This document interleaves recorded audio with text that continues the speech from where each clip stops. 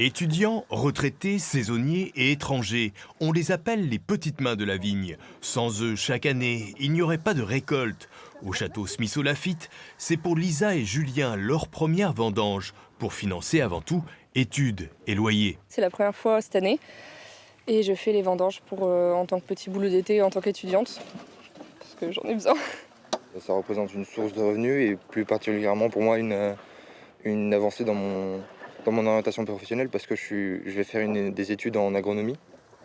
Au château Carbonieux, on y trouve une poignée de retraités de 75 et même 80 ans.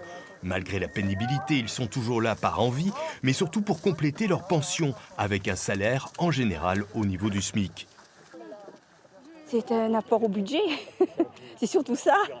Et puis c'est pas plus désagréable qu'autre chose. Mais bon, c'est surtout un apport au budget. Je pense que je vais continuer un peu. Peut-être pas longtemps. Mais enfin, je diminue quand même mes journées, surtout avec les chaleurs qu'il y a eu cette année. Dans ces vignobles, de nombreux saisonniers locaux, mais aussi pas mal d'étrangers. Autrefois de la main-d'œuvre espagnole ou portugaise. Aujourd'hui, davantage de travailleurs des pays de l'Est. Des Bulgares comme Sylvia et Tiomir. Tout c'est bien. Et pour ça, chaque année, toutes les saisons viennent le travail ici. Il est clair que dans les régions plus éloignées de Bordeaux, c'est beaucoup plus compliqué de trouver du monde.